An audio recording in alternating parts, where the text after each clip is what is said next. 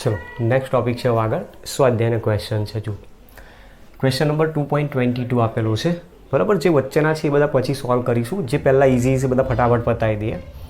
2.22 number है जेमां कीधुं नीचेनामांथी कई स्पीसीज सम इलेक्ट्रॉनीय है। सम इलेक्ट्रॉनीय मतलब अहींया समान इलेक्ट्रॉन कोण धरावे छे ए शब्द अहींया समजायेलो। तो आपणे जोवानुं छे सोडियम आपेलो छे। सोडियमनो परमाणु क्रमांक 11 तेमां 11 प्रोटॉन 11 इलेक्ट्रॉन पण एक इलेक्ट्रॉन दूर करो એટલે કેટલા થયા 10 એટલે Na+ આયન આવ્યો તો Na+ માં કેટલા 10 ઇલેક્ટ્રોન।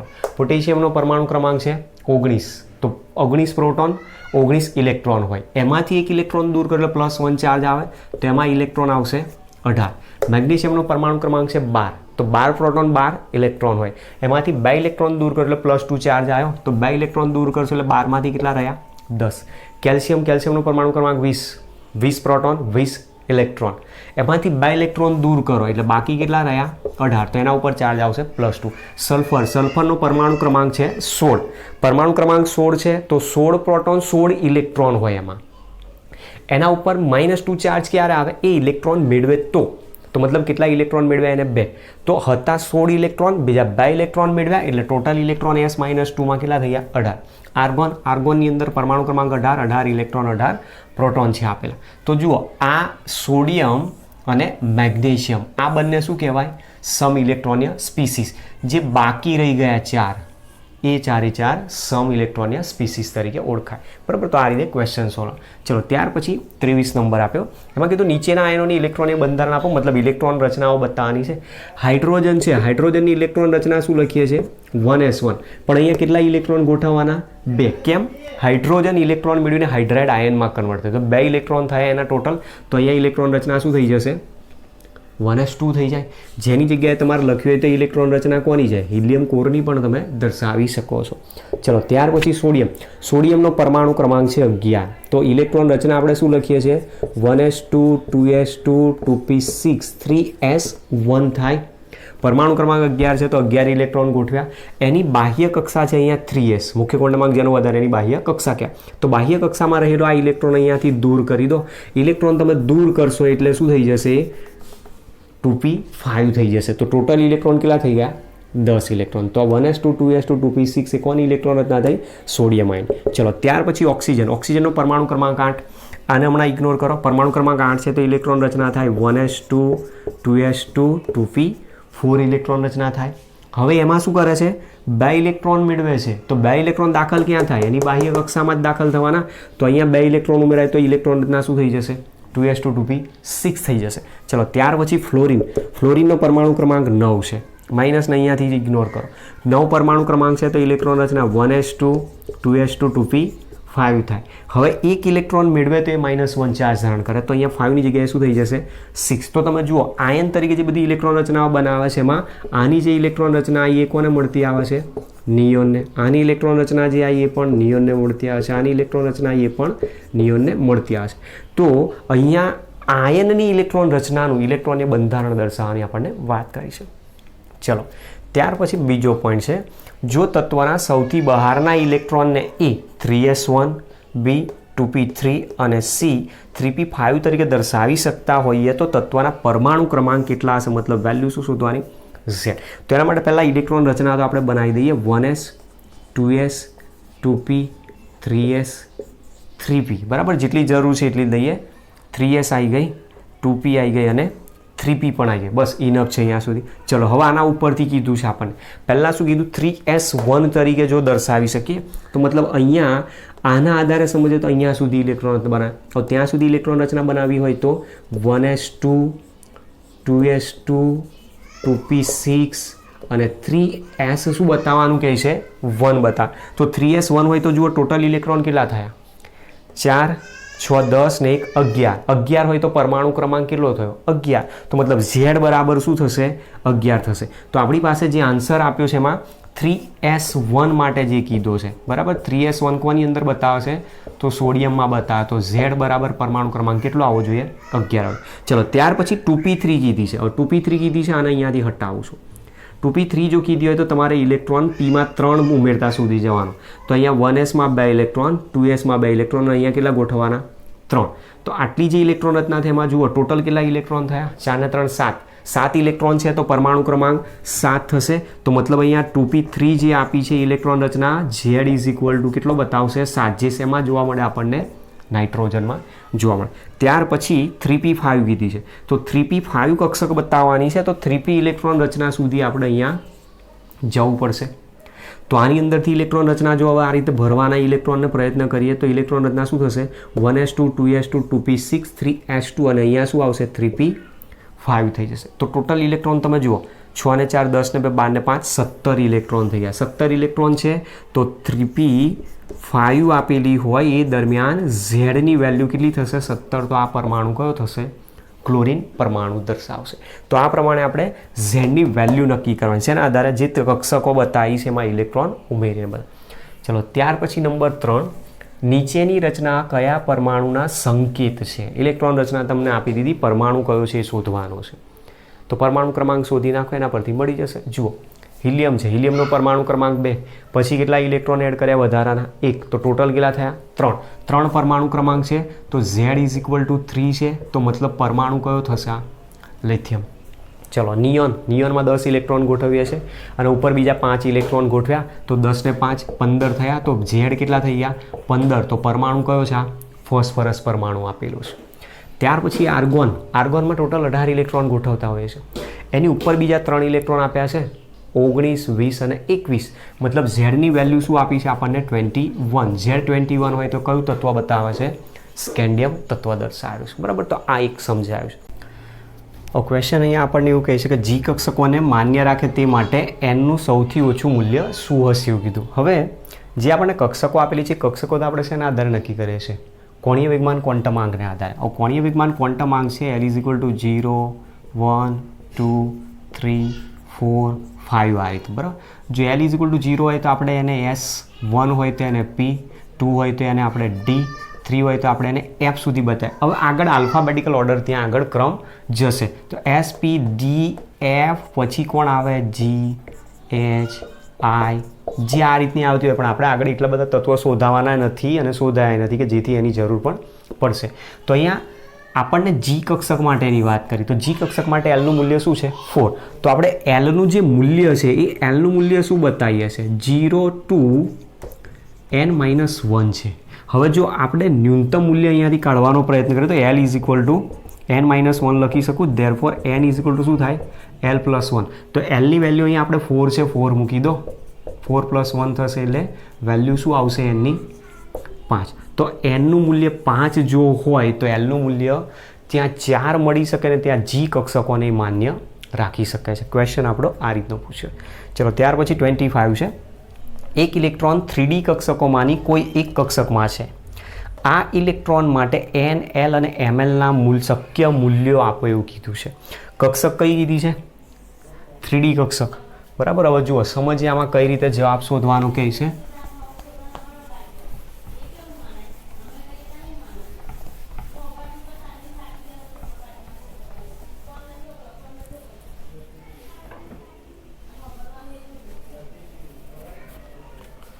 જુઓ 3D કક્ષક આપેલી છે. 3D કક્ષક માટે આપણી પાસે મુખ્ય ક્વોન્ટમાંક n ઇઝ ઇક્વલ ટુ 3. તો કોણીય વેગમાન ક્વોન્ટમાંક L ઇઝ ઇક્વલ ટુ શું આવે તો તમે જુઓ L ઇઝ ઇક્વલ ટુ 0.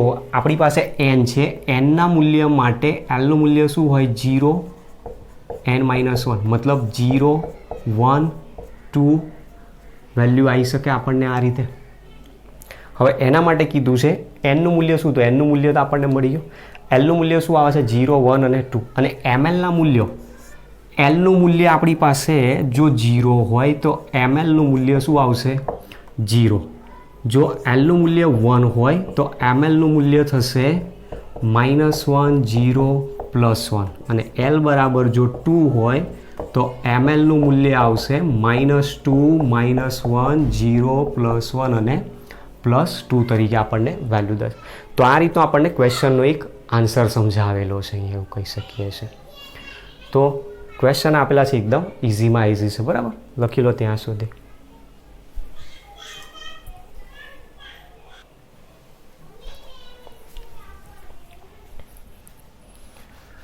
ચલો ત્યાર પછી ક્વેશ્ચન નંબર 26 આપેલો છે.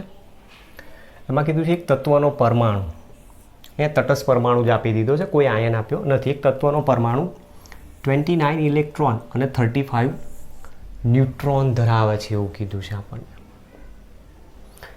તો એમાં પ્રોટોનની સંખ્યા અને તત્વની ઇલેક્ટ્રોન રચના તારો એવું કીધું. તો સૌથી પહેલાં તો તત્વનો પરમાણુ જે આપ્યો એ તટસ્થ છે, એમાં ઇલેક્ટ્રોનની સંખ્યા 29 છે. જો ઇલેક્ટ્રોનની સંખ્યા 29 હોય તો સામે એટલી જ સંખ્યા કોની હોય? પ્રોટોનની. તો મતલબ પરમાણુ ક્રમાંક Z બરાબર શું થઈ જાય? 29. જો Z બરાબર 29 હોય તો એ તત્વ કયું ગણાય? કોપર. તો કોપરની ઇલેક્ટ્રોન રચના હમણાં આપણે ભણી ગયા. આર્ગોન કોર 3d10 4s1 તરીકેની ઇલેક્ટ્રોન રચના આવશે. 18, 18 ને 10 28 ને 1 29. તો આ રીતનો આપણને ક્વેશ્ચન આપેલો છે. એમાં પ્રોટોનની સંખ્યા શોધવાની કીધી તો 29 પ્રોટોન જ થશે. તત્વની ઇલેક્ટ્રોન રચના કીધી તો આર્ગોન કોર 3d10 4s1 આવશે. ચલો ત્યાર પછી H2. અહીંયા એક ક્વેશ્ચનમાં સેટ ભૂલ છે, ચેક કરી લઉં છે.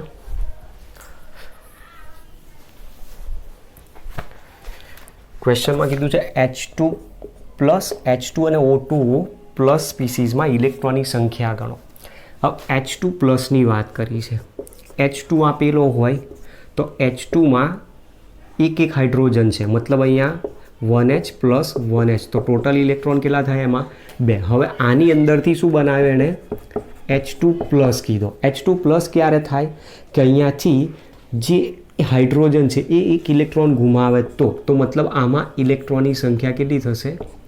એક ઇલેક્ટ્રોન બાકી છે. 2 હતા એમાંથી એક ઇલેક્ટ્રોન ગુમાવીને H2 પ્લસ બને તે 1 ઇલેક્ટ્રોન થશે. ત્યાર પછી H2 છે તો H2માં તો ઇલેક્ટ્રોનની સંખ્યા 2. પછી O2 પ્લસ આપ્યો. O2માં કુલ ઇલેક્ટ્રોનની સંખ્યા પરમાણુ ક્રમાંક 8 ઓક્સિજનનો, તો એક ઓક્સિજન 2 ઓક્સિજન આની અંદર જોડાયેલા છે, જેમાં એક ઓક્સિજન પાસે 8 ઇલેક્ટ્રોન, બીજા પાસે 8 ઇલેક્ટ્રોન, તો ટોટલ થયા 16 ઇલેક્ટ્રોન. એ 16 ઇલેક્ટ્રોનમાં અહીંયા શું કીધો છે? O2 plus ion. તો 16માંથી કેટલા ઇલેક્ટ્રોન દૂર કરી દો? 1. તો બાકી કેટલા રહ્યા? 15 ઇલેક્ટ્રોન. 15 ઇલેક્ટ્રોન હોય તો એ કયો આયન બતાવશે? O2 પ્લસ આયન બતાવશે એવું કહી શકાય. ચલો ત્યાર પછી ક્વેશ્ચન નંબર 28. એમાં પહેલો પોઈન્ટ આપ્યો છે, કોઈ એક પરમાણુય કક્ષક માટે n બરાબર 3 છે તો L અને mlના શક્ય મૂલ્ય જણાવો. n બરાબર જો 3 હોય તો L ના શક્ય મૂલ્ય કયા હોય? 0 to n-1 આવે, મતલબ કે વેલ્યુ 0. n ની વેલ્યુ અહીંયા 3 મૂકી દો તો 3 - 1 એટલે 2 થશે, તો 0 પણ આવશે, 1 પણ આવશે અને 2 પણ આવશે. એમાં L ઇઝ ઇક્વલ ટુ જો 0 હોય, L ઇઝ ઇક્વલ ટુ જો 1 હોય, L ઇઝ ઇક્વલ ટુ જો 2 આપેલી હોય તો mlના મૂલ્યો કયા મળી શકે છે? mlના મૂલ્યો દર્શાવવાના કીધા. જો L બરાબર 0 હોય તો આની વેલ્યુ 0 આવશે. L બરાબર 1 હોય તો mlનું મૂલ્ય 0 પ્લસ ઓર -1, તો -1 0 +1 દર્શાવશે. Lનું મૂલ્ય 2 હોય તો mlના મૂલ્ય 0 પ્લસ ઓર -2 આવશે, તો -2 -1 0 +1 અને +2 તરીકે આની વેલ્યુ દર્શાવશે. પોઈન્ટ નંબર 2, 3D કક્ષક માટે ઇલેક્ટ્રોનના ક્વોન્ટમાંક ml અને L દર્શાવવાના છે. 3D કક્ષક આપેલી છે. 3D કક્ષક હોય તો મુખ્ય ક્વોન્ટમાંક n ની વેલ્યુ કેટલી થશે? 3. ગૌણ ક્વોન્ટમાંક અથવા કોણીય વેગમાન ક્વોન્ટમાંક Lનું મૂલ્ય D કક્ષક ક્યારે બતાવે? કે જો L બરાબર 0 હોય, L બરાબર જો 0 આપેલો હોય તો L બરાબર 0 હોય તો S કક્ષક, L બરાબર 1 હોય તો P કક્ષક અને L બરાબર 2 હોય તો આપણે એને D કક્ષક બતાવીએ છીએ. તો આપણી પાસે 3D કક્ષકમાં રહેલા ઇલેક્ટ્રોન માટે n ની વેલ્યુ 3, L ની વેલ્યુ 2 આવશે અને mlનું મૂલ્ય શું આવશે? તો 0 પ્લસ ઓર માઇનસ L, તો મતલબ -2 થી +2 સુધી, તો -2 -1 0 +1 +2 તરીકેની વેલ્યુ આવી શકે છે. ચલો ત્યાર પછી ત્રીજો, નીચેનામાંથી કઈ કક્ષકો શક્ય છે? P કક્ષક આપી. P કક્ષકમાં ગૌણ ક્વોન્ટમાંક આપણી પાસે મુખ્ય ક્વોન્ટમાંક આપણે જે દર્શાવીએ છીએ મુજબ n ના મૂલ્યોના આધારે P નું મૂલ્ય દર્શાવે છે. 1 2 3 4, તો L ઇઝ ઇક્વલ ટુ 0 1 2 3 આ રીતે આપણે દર્શાવી શકીએ. તો આની અંદર તમે જુઓ L બરાબર 2 હોય તો જ આપણે કઈ કક્ષક કહીએ છીએ? P કક્ષક કહીએ છીએ. L બરાબર જો 2 હોય તો એને P કક્ષક તરીકે બતાવે. તો એના માટે n નું મૂલ્ય શું હોવું જોઈએ? 2 હોવું જોઈએ, જે અહીંયા નથી. જુઓ તો મતલબ આ શક્ય નથી. પછી 2s આપી. 2s વેલિડ છે. n બરાબર 2 હોય તો l બરાબર 0 પોસિબલ છે, કારણ n is greater or equal to l દર્શાવીએ છીએ, તો આપણે આના ઉપરથી આનો જવાબ દર્શાવી શકીએ છીએ. ચલો ત્યાર પછી 2p કક્ષક આવી શકે છે. n બરાબર 2 l બરાબર 1 હોય તો 2p પણ પોસિબલ છે. અને 3 ક્વોન્ટમાંક d કક્ષકમાં બતાવે છે. f કક્ષક ક્યાંથી શરૂ થાય છે? 4 નંબરથી. આપણી પાસે અહીંયા 4 નંબર આપેલો છે, p d અને અહીંયા દર્શાવે છે f. તો તમે જુઓ f માટે ક્વોન્ટમાંક મુખ્ય કયો મળે છે? 4. તો મતલબ આ કક્ષક અહીંયા પોસિબલ નથી, તો આ બે શક્ય છે એવું દર્શાવો. ચલો ત્યાર પછી 29 નંબર, SPDF સંકેતોનો ઉપયોગ કરીને નીચેના ક્વોન્ટમાંકથી કક્ષકોનું વર્ણન કરો. n બરાબર 1 અને l બરાબર 2 હોય. l બરાબર 2 હોય તો એને આપણે s કક્ષક કહીએ, અને n બરાબર 1 હોય તો અહીંયા શું થશે? 1s કક્ષક આવશે. l બરાબર 1 અને n બરાબર 3 હોય. જો l બરાબર 1 હોય તો p કક્ષક કહીએ છીએ, અને n બરાબર 3 હોય તો એને 3p કક્ષક તરીકે દર્શાવાય. l બરાબર 2 હોય તો એને આપણે d કક્ષક કહીએ. હવે n બરાબર 4 છે તો કક્ષક કઈ આવશે? તો 4d કક્ષક. l બરાબર 3 આપેલી છે તો એ f કક્ષક આવશે, અને n બરાબર 4 તો 4f કક્ષક અહીંયાથી દર્શાવે છે એવું આપણે કહી શકીએ. તો આ પ્રમાણે આપણી પાસે જે ક્વેશ્ચન નંબર 2.29 આપ્યો છે. બરાબર, લખી લો.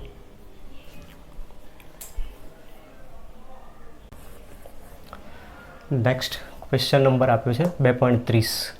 પ્રશ્નમાં એવું કીધું છે, કારણ આપીને સમજાવો કે નીચેનામાંથી કયો ક્વોન્ટમાંકનો સેટ ધરાવતી કક્ષક શક્ય નથી. બરાબર, હવે આપણે આ વસ્તુ શોધવાની છે. તેમાં તમે જુઓ દરેક ક્વોન્ટમાંક આપેલા છે. મુખ્ય ક્વોન્ટમાંક, કોણીય વેગમાન ક્વોન્ટમાંક, ચુંબકીય ક્વોન્ટમાંક અને સ્પિન ક્વોન્ટમાંક. સ્પિન ક્વોન્ટમાંક તો ગમે તે હોઈ શકે, એને આપણે જોવાની કોઈ જરૂર નથી. હવે જે છે પ્રશ્ન આ ત્રણમાં છે. સૌથી પહેલાં ધ્યાન એ રાખવાનું કે n is greater or equal l આવે, અને n is not equal to 0 હોય. n ઇઝ ઇક્વલ ટુ 0 કોઈ દિવસ શક્ય બનતી નથી. તો પહેલાં તો એ શોધી નાખો. જુઓ આ જ પહેલી તો કેન્સલ થઈ ગઈ, બાકી કોઈ જગ્યાએ n ઇઝ ઇક્વલ ટુ 0 છે તો મતલબ એ તો કેન્સલ થઈ ગયું. હવે બાકી રહે એમાં તમે જુઓ, એમાં ધ્યાન એ રાખવાનું lની વેલ્યુ n કરતાં વધવી જોઈએ નહીં. હવે એવું ક્યાંય દેખાય છે? જુઓ 1 0 1 1, l is equal two 1, n is equal two 1 possible છે. આપણે nનું મૂલ્ય જો 1 લઈએ તો l ઇઝ ઇક્વલ ટુ શું આવે? l ઇઝ ઇક્વલ ટુ 0 આવે છે. હવે l ઇઝ ઇક્વલ ટુ જો 0 હોય તેના આધારે આપણે કહી શકીએ કે n ઇઝ ઓલવેઝ શું આવશે? ગ્રેટર દેન l આવશે. તો lનું મૂલ્ય હંમેશા n કરતાં નાનું હોવું જરૂરી છે. કે જો n બરાબર 1 હોય તો એને આપણે 1 તરીકે દર્શાવે તો lનું મૂલ્ય શું આવે? ત્યાં 0. જે વસ્તુ અહીંયા શક્ય નથી, તો મતલબ આ પણ પોસિબલ નથી. ત્યાર પછી જુઓ n is equal two 2, l is equal two 1, તો n ગ્રેટર દેન થઈ ગયો. n is equal two 3, l is equal two 3 છે. n ઇઝ ઇક્વલ ટુ તમે 3 મૂકી દો. જો n બરાબર 3 મૂકવામાં આવે તો lની વેલ્યુ તો શું થશે? 0 1 અને 2 આવશે. તો મતલબ અહીંયા પણ એક વસ્તુ પોસિબલ નથી. n is equal two 3, l is equal two 1 છે, તો આ વેલિડ છે. તો આમાં જુઓ રીઝનમાં અહીંયા પહેલામાં કારણ શું આપી શકે? n કોઈ દિવસ 0 ના હોય, તો n નોટ ઇક્વલ ટુ 0 હોય, તો n ઇઝ ઇક્વલ ટુ 0 હોવાથી આ પ્રકારનો સેટ શક્ય નથી. પછી બીજા નંબરમાં એ કીધું કે n બરાબર 1 હોય તો lની વેલ્યુ શું આવે?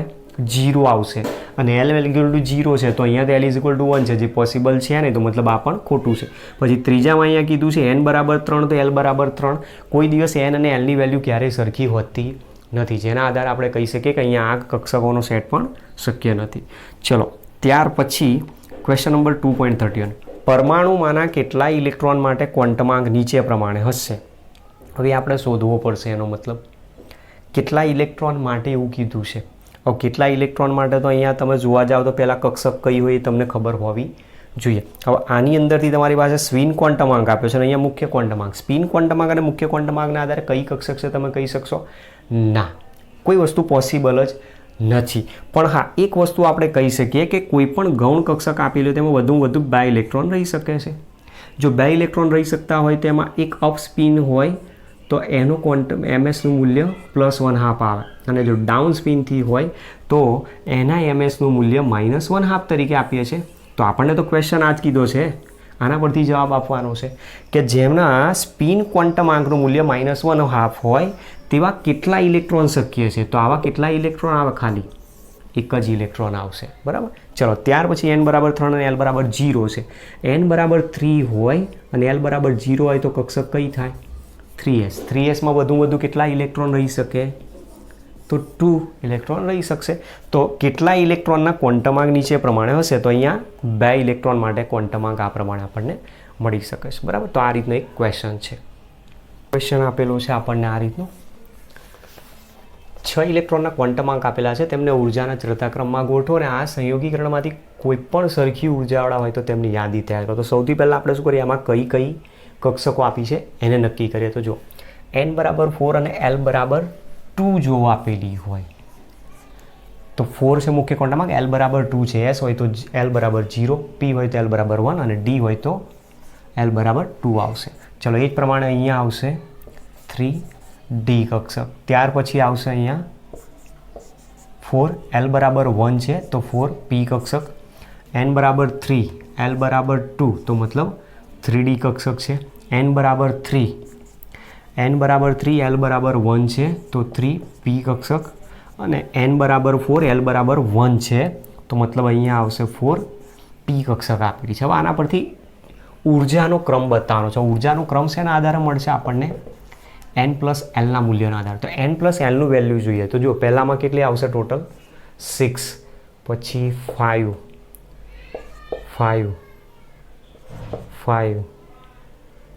4 અને અહીંયા આવશે 5. બરાબર. તો આ રીતે આપણને અલગ અલગ n પ્લસ એલની વેલ્યુ મળે છે. તો પ્રશ્નમાં આપણને એવું કીધું છે 6 ઇલેક્ટ્રોનના ક્વોન્ટમાંક આપેલા છે, તેમને ઉર્જાના ચડતા ક્રમમાં ગોઠવો.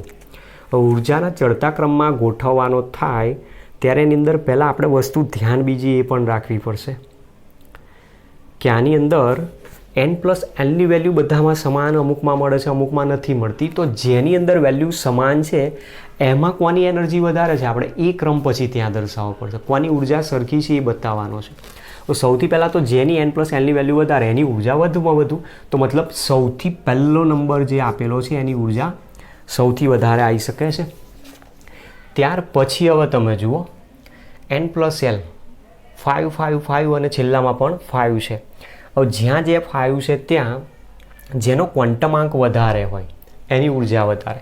તો આપણી પાસે અહીંયા 3 છે, અહીંયા 4 છે જુઓ.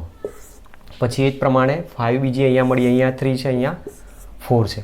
તો મતલબ અહીંયા હું કહી શકું કે 6 અને 3 આ બંનેમાં મુખ્ય ક્વોન્ટમાંક 4 છે. તો આ બંનેની એનર્જી કેવી થઈ જાય?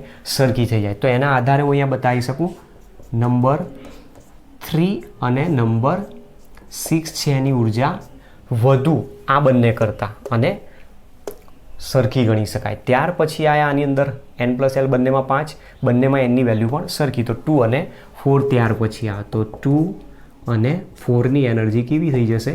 સરખી. અને આમાં 4 છે આપેલી તો આની એનર્જી સૌથી ઓછામાં ઓછી મતલબ 5 નંબર સૌથી ઓછી ઉર્જા ધરાવે છે એવું આપણે કહી શકીએ છીએ. તો આ રીતનો આપણને એક ક્વેશ્ચન આપેલો છે જેનો જવાબ આપણે શોધવાનો હતો. તો જવાબમાં આપણે પહેલાં તો કક્ષકો કઈ છે એ નક્કી કરી લીધી.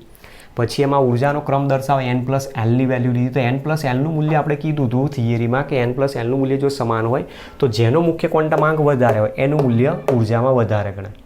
તો આપણે આ બંનેની ઉર્જા આ બંને કરતાં વધારે ગણી છે અહીંયા. બરાબર. 3 અહીંયા છે જ્યારે અહીંયા 4 આપેલો તો આની ઉર્જા વધારે થાય આની સાપેક્ષમાં. તો એ પ્રમાણે આપણી પાસે એનર્જીનો ક્રમ આવે છે. ચલો લખી લો ત્યાં સુધી. ચલો નેક્સ્ટ ક્વેશ્ચન નંબર 2.63. પ્રશ્ન આપેલો છે બ્રોમિન પરમાણુ 35 ઇલેક્ટ્રોન ધરાવે છે. 2p કક્ષકમાં 6 electron, 3p કક્ષકમાં 6 electron, 4p કક્ષકમાં 5 electron ધરાવે છે એવું કીધું છે. તો આમાંનો કયો ઇલેક્ટ્રોન સૌથી ઓછો ઇફેક્ટિવ ન્યુક્લિયર ચાર્જ ધરાવે છે? તો આપણે આ કેલ્ક્યુલેશન દ્વારા જવાબ શોધવાનો. તો મેં જે કહ્યું છે એ પહેલાં ધ્યાન રાખવાનું. n ઓર્બિટલ હોય તો કેટલા વડે ગુણવાના એના ઇલેક્ટ્રોનને? 0.35 વડે. n-1 હોય તો 0.85 વડે. અને એ સિવાયની n-2, n-3 કોઈ પણ હોય તો એને ઇલેક્ટ્રોનને 1 વડે ગુણવાના છે. સૌથી પહેલાં તો આપણી પાસે બ્રોમિન 35 ઇલેક્ટ્રોન ધરાવે છે. 35 ઇલેક્ટ્રોન છે તો બ્રોમિનનો પરમાણુ ક્રમાંક કેટલો થઈ જશે? 35. એની ઇલેક્ટ્રોન રચના આપણે સૌથી પહેલાં દર્શાવવાની છે. તો ઇલેક્ટ્રોન રચના અહીંયાથી જો દર્શાવીએ તો 1s2, 2s2, 2p6, 3s2, set wise થોડી સ્પેસ રાખીએ. 1s2, 2s2, 2p6, 3s2, 3p6, ત્યાર પછી શું આવે 3D10 બરાબર. સ્ક્રીનિંગ અસર ધ્યાન રાખજો. અહીંયા 2 4 6 2 ને 2 4 6 ને 4 10 10 ને 8 18 18 પછી તમારી પાસે 2 ઇલેક્ટ્રોન આવે છે શેમાં 4sમાં. પણ ડી કક્ષક ભરાવાની શરૂઆત થાય એટલે ક્યાં જાય? આગળ આવી જાય છે કક્ષક. એટલે 3D10 તો ટોટલ કેટલા ઇલેક્ટ્રોન થયા હવે તમે જુઓ 10 ને 8 18 18 ને 8 26 26 ને 2 28 તો અહીંયા આવશે 4s2. તો ટોટલ કેટલા થયા અત્યારે 30 ઇલેક્ટ્રોન થયા. હવેની પછીની જે કક્ષા આવે એમાં આપણી કક્ષાનો જે ક્રમ છે તમને ખબર હશે 1s 2s 2p 3s 3p 4s 3d પછી આવે છે 4p. તો હવે કક્ષા કઈ બતાવવાની 4p. તો કેટલા ઇલેક્ટ્રોન ખૂટ્યા 5. તો અહીંયા શું કરી દેવાના 4p કરી દો. તો 4s2 4p 5 કક્ષક આવશે. તો આ પ્રમાણે આપણી પાસે આ અલગ અલગ સેટ તૈયાર થયા જુઓ. જેમાં એનની વેલ્યુ અહીંયા કેટલી ગણવાની છે 4. અહીંયા એનની વેલ્યુ કેટલી ગણાશે? અરે સોરી n -1નું મૂલ્ય ગણાશે. પછી એ જ પ્રમાણે અહીંયા 2 થઈ ગયા તો 2 ઓછા કરો તો n -2 અને અહીંયા જે બતાવી છે n -3ની વેલ્યુ છે. તો ટોટલ ઇલેક્ટ્રોન કેટલા છે એ પહેલાં અહીંયા ગણો. જુઓ આપણી પાસે જે બતાવ્યું છે એ મુજબ આપણે પહેલાં તો જઈએ. પહેલાં એ કીધું છે 2p કક્ષકના 6 ઇલેક્ટ્રોન. તો 2p કક્ષક માટે પહેલાં શોધીએ. હવે 2p કક્ષક માટે કીધું તો આ ભાગ શોધવાનું કીધું. હવે એની અંદર ટોટલ ઇલેક્ટ્રોન કેટલા છે 8. હવે 2p કક્ષકમાં ટોટલ 6 ઇલેક્ટ્રોન. તેમાંથી એક ઇલેક્ટ્રોન ઓછો કરો એને રેફરન્સ ઇલેક્ટ્રોન તરીકે લો. તો 8માંથી કેટલા ઇલેક્ટ્રોન રહેશે? ખાલી 7 ઇલેક્ટ્રોન. તો 2p કક્ષક માટે 7 ઇલેક્ટ્રોન જે બાકી રહે એને કેટલા વડે ગુણવાના છે એ દરમિયાન તમારે ધ્યાન રાખવાનું. 2p કક્ષક માટે જો કીધું હોય તો ઇલેક્ટ્રોન રચના આવશે 1s2 2s2 અને 2p 6. તો એ દરમિયાન આની જે સેટ છે એમાં આ જે 2 છે એ શું થઈ જશે? એનની વેલ્યુ બતાવશે. તો એન અહીંયા થશે અને આ જે બતાવશે n -1 આવશે. ચલો હવે એના આધારે જઈએ. તો 2p કક્ષક માટે કીધું છે તો 2p કક્ષક માટે અહીંયા આપણે સિગ્માની વેલ્યુ શોધીએ. તો સિગ્માની વેલ્યુ શું આવશે? તો 2p કક્ષક માટે જો સિગ્માની વેલ્યુ શોધવાનો પ્રયત્ન કરીએ તો 2pમાં અહીંયા 6 ઇલેક્ટ્રોન છે. એક ઇલેક્ટ્રોન રેફરન્સ ઇલેક્ટ્રોન તરીકે હટાવી દો એટલે 5 રહ્યા તો બાકી રહ્યા ટોટલ 7. તો 7 ગુણ્યા n હોય તો કેટલા વડે ગુણવાના? 0.35 વડે ગુણો. પ્લસ n -1 છે તેને 0.85 વડે તો ટોટલ 2 ઇલેક્ટ્રોન છે તો 2 × 0.85 થશે. હવે આનું કેલ્ક્યુલેશન આપણે કરવાનું છે. તો ગુણાકાર કેટલો થાય એના આધારે આપણે ઝેડની વેલ્યુ શોધીએ. પછી 0.35 ગુણ્યા 7 2.45 વત્તા 0.85 ગુણ્યા 2 1.7 બંનેનો સરવાળો કરવાનો છે વત્તા 2.45. તો ટોટલ વેલ્યુ થાય છે આની સિગ્માની 4.15. ચલો હવે 4.15 જો આની વેલ્યુ થતી હોય તો આપણે આનો ઝેડ કેટલો થશે એ તો શોધવો પડશે. therefore z effective is equal to z minus sigma is equal to z ની વેલ્યુ તો અહીંયા પ્રોટોન ઇલેક્ટ્રોનની સંખ્યા 35 છે તો પરમાણુ ક્રમાંક એનો 35 જ થયો. તો z 35 છે તો 35 ઓછા 4.15 બરાબર. આના આધારે પણ આપણે જવાબ શોધી શકીએ છીએ 35 minus 15. તો આની વેલ્યુ આવે છે અસરકારક કેન્દ્રીય વીજભાર કીધેલો છે. તો અસરકારક કેન્દ્રીય વીજભાર અહીંયા આવે છે 30.85 અથવા ડાયરેક્ટ પણ આપણે શોધી શકીએ. જેમાં સિગ્માની વેલ્યુ ઓછી હશે એનો ઝેડ ઇફેક્ટિવ વધારે આવશે. જેમાં સિગ્માની વેલ્યુ વધારે ત્યાં ઝેડ ઇફેક્ટિવ ઓછું આવશે. તો અહીં દર્શે સિગ્મા ઓછો તેનો ઝેડ ઇફેક્ટિવ વધુ આવશે. કારણ કે તમે ઝેડમાંથી એને બાદ કરશો તો જેમ સિગ્મા વધતો જશે એમ અહીંયા ડિફરન્ટ ઓછો થતો જશે.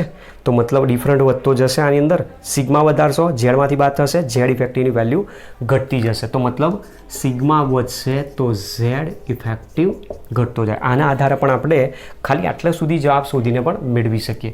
ચલો હવે ત્યાર પછીની જે કક્ષકો આપી છે એના માટે ચેક કરીએ. ત્યાર પછી બીજી કક્ષક માંગી છે અહીંયા 3p કક્ષક. 3p કક્ષક માટે હવે 3p કક્ષક માટે આપેલું હોય તો અહીંયા સુધી ઇલેક્ટ્રોન રચના લખવાની છે બરાબર. તો ઇલેક્ટ્રોન રચના આવશે 1s2 2s2 2p 6 3s2 3p6 છે. તો આ સેટ આખો એક તૈયાર થઈ ગયો આ રીતનો, જેમાં આની વેલ્યુ થઈ ગઈ n, આની વેલ્યુ થઈ n-1, આની વેલ્યુ થઈ ગઈ n-2. તો હવે એના આધારે તમે જુઓ 3p કક્ષકના 6 ઇલેક્ટ્રોન છે, તો 3p કક્ષકના 6 ઇલેક્ટ્રોન માટે કીધું, તો આમાંથી એક ઇલેક્ટ્રોન ઓછો કરો, તો ટોટલ ઇલેક્ટ્રોન અહીંયા કેટલા છે 8. એક ઇલેક્ટ્રોન ઓછો કરો એટલે કેટલા ગણવાના 7. તો આપણે અહીંયા શું કરવાના 8 - 1 = 7 અને ગુણ્યા કેટલા કરી દેવાના 0.35 કરવાના. એ જ પ્રમાણે અહીંયા ટોટલ ઇલેક્ટ્રોન 8 ગુણ્યા કેટલા કરી દેવાના 0.85. અહીંયા ટોટલ ઇલેક્ટ્રોન છે 2, જેના ગુણ્યા શું આવવું જોઈએ 1. ચલો તો એ પ્રમાણે સિગ્માની વેલ્યુ શોધીએ. તો સિગ્મા = 7 × 0.35 + 8 × 0.85 + 2 × 1 = 7 ગુણ્યા 0.35 તો આ રહ્યા 2.45 વત્તા 8 ગુણ્યા 0.85 કરવાના છે, 8 ગુણ્યા 0.85 તો 6.8 વત્તા 2. તો આનું ટોટલ કરવાનું છે વત્તા 2 વત્તા 2.45. તો આની વેલ્યુ મળે છે 11.25. તો જુઓ આનો સિગ્મા ઓછો છે, આનો સિગ્મા વધ્યો. સિગ્મા વધ્યો તો મતલબ ઝેડ ઇફેક્ટિવ ઘટી જશે. ચલો ત્યાર પછી બીજી એક આપેલી છે હજુ 4p કક્ષકમાં 5 ઇલેક્ટ્રોન છે. 4p કક્ષક માટે છે તો આપણે અહીંયા સુધી લાવવાનું છે. 4p કક્ષક માટે 4p કક્ષક માટે જો જોઈતી હોય તો આખી ઇલેક્ટ્રોન રચના આવે તો આવી જશે. તો આના ઉપરથી તો આપણે ડાયરેક્ટ અહીંયા સુધી છેદ લખી શકીએ, જેમાં ટોટલ ઇલેક્ટ્રોન છે 7. એક ઇલેક્ટ્રોન ઓછો કરી નાખવાનો. એક ઇલેક્ટ્રોન ઓછો કરશો એટલે 6 ગુણ્યા કેટલા કરી દેવાના 0.35 કરવા પડશે. ચલો ઇલેક્ટ્રોન રચના અહીંયા અલગ લખીને જ જઈએ. તો આખી ઇલેક્ટ્રોન રચના અહીંયા લખી નાખીએ. 1s2 2s2 2p 6 3s2 3p 6 3d 10 4s2 4p 5. તો આપણી પાસે અહીંયા અલગ અલગ વેલ્યુ મળશે. આમાં n છે તો સિગ્માની વેલ્યુ અહીંયા શોધીએ. 7 ઇલેક્ટ્રોન હતા, 4p કક્ષક માટે કીધું લેવાના ટોટલ 6, તો 6 ગુણ્યા 0.35 વત્તા એના પછીનામાં 10 ને 6 16 ને 2 18, તો n-1 છે તો 0.85 વડે ગુણાશે વત્તા 8 ગુણ્યા 1 વત્તા 2 ગુણ્યા 1. તો આપણે આનું ટોટલ કરવાનું છે. તો 0.35 ગુણ્યા 6 પહેલાં તો 0.35 ગુણ્યા 6 તો 2.1 વત્તા 18 ગુણ્યા 0.85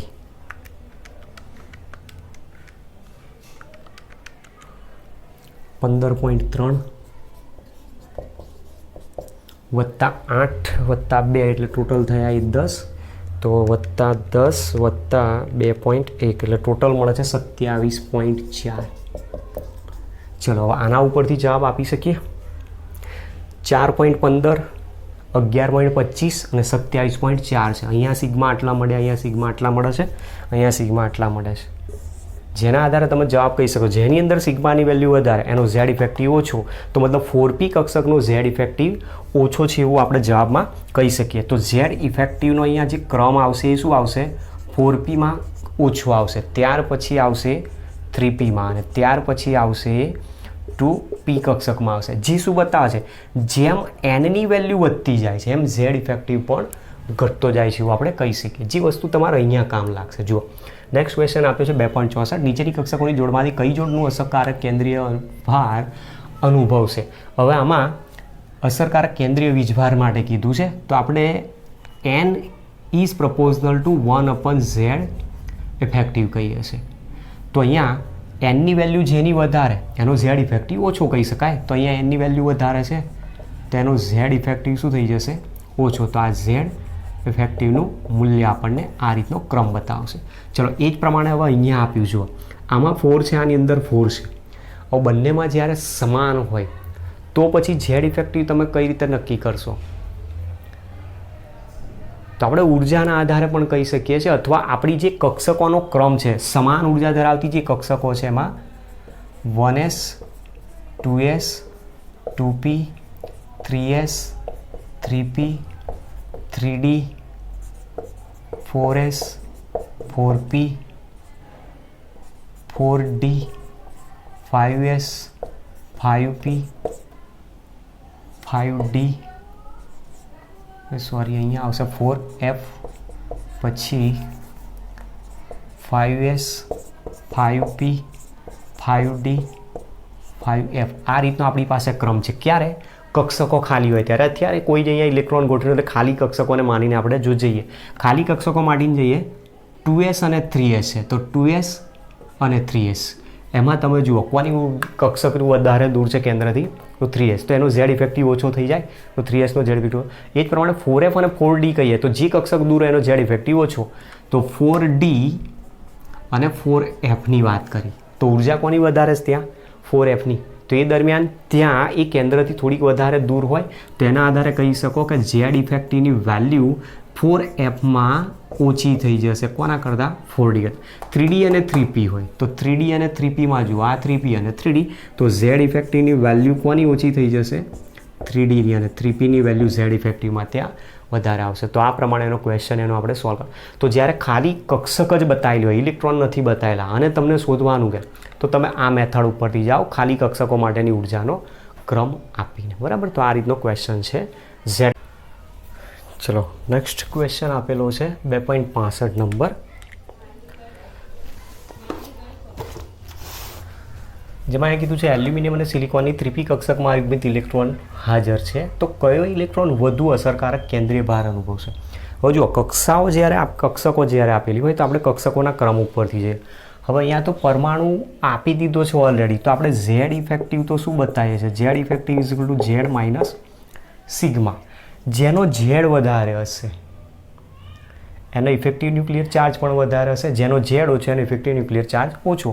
તો એલ્યુમિનિયમ છે તો એલ્યુમિનિયમ માટે z બરાબર પરમાણુ ક્રમાંક 13, સિલિકોન છે સિલિકોન માટે z બરાબર 14, તો જેનો z વધારે એનો ઇફેક્ટિવ ન્યુક્લિયર ચાર્જ વધારે, તો therefore z effective of silicon is greater than z effective of aluminium આવશે. સીધો જ આન્સર આના ઉપરથી. ચલો ત્યાર પછી અયુગ્મિત ઇલેક્ટ્રોનની સંખ્યા દર્શાવો, તો ઇલેક્ટ્રોન રચના બતાવવી પડશે દરેકની. પરમાણુ ક્રમાંક 15, 16, 24, 26, પછી HENE AR KR એટલે આવશે 36. બરાબર, હવે આ પરમાણુ આપેલા છે, આમાં અયુગ્મિત ઇલેક્ટ્રોનની સંખ્યા 1s2, 2s2, 2p6, 3s2, 3p3, 4, 10 ને 12 ને 3, 15. તો 3p આપેલી છે તો આમાં અનપેર્ડ ઇલેક્ટ્રોન મળશે આપણને. તો અનપેર્ડ ઇલેક્ટ્રોન અહીંયા કેટલા થશે? 3 થશે. p કક્ષક અર્ધગુણ ભરાયેલી છે એટલા માટે. બરાબર, તો આપણી પાસે જે કક્ષક છે એ કક્ષકને અહીંયા ડ્રો કરી રાખું છું સાઈડમાં, એટલે તમને ખ્યાલ આવે. આ રીતની કક્ષક છે. બરાબર, તો પીમાં 3 ઇલેક્ટ્રોન ગોઠવા નાખી દીધા તો 3 અયુગ્મિત ઇલેક્ટ્રોન. સિલિકોન છે, પરમાણુ ક્રમાંક એનો 14 છે. પરમાણુ ક્રમાંક 14 છે તો ઇલેક્ટ્રોન રચના આવશે 1s2, 2s2, 2p6, 3s2 અને 3p શું આવશે? 2. તો એમાં તો 2 જ ઇલેક્ટ્રોન ગોઠવવાના રહેશે. તો અયુગ્મિત ઇલેક્ટ્રોન અનપેર્ડ ઇલેક્ટ્રોનની સંખ્યા અહીંયા કેટલી મળશે? 2 મળશે. તો આપણી પાસે અહીંયા અનપેર્ડ ઇલેક્ટ્રોન આ રીતના આવશે. તો અનપેર્ડ ઇલેક્ટ્રોન આમાં આવશે ટોટલ 2. ચલો ત્યાર પછી ક્રોમિયમ, તો ક્રોમિયમની ઇલેક્ટ્રોન રચના આપણે ભણી ગયા. આર્ગોન કોર 3d5 4s1, તો અહીંયા એક અયુગ્મિત ઇલેક્ટ્રોન અને ડીના 5 અયુગ્મિત ઇલેક્ટ્રોન આવે. તો આપણી પાસે જે ડી કક્ષક છે એની 5 સબસેલ, એમાં 5 ઇલેક્ટ્રોન હુંડના નિયમ મુજબ ગોઠવાય, 1 ઇલેક્ટ્રોન અહીંયા, તો ટોટલ અનપેર્ડ ઇલેક્ટ્રોન કેટલા થવા જોઈએ? 6 થવા જોઈએ. Fe નો પરમાણુ ક્રમાંક 26, તો ઇલેક્ટ્રોન રચના 3d6 4s2 થશે. 3d6 4s2 હોય તો જુઓ, 3dમાં ડીમાં 6 ઇલેક્ટ્રોન ગોઠવો, એટલે 6 ઇલેક્ટ્રોન તમે અહીંયા ગોઠવશો તો અહીંયા અયુગ્મિત ઇલેક્ટ્રોન 4 થશે અને એસમાં 2 આવી જશે, એટલે અનપેર્ડ ઇલેક્ટ્રોનની સંખ્યા આની અંદર આવશે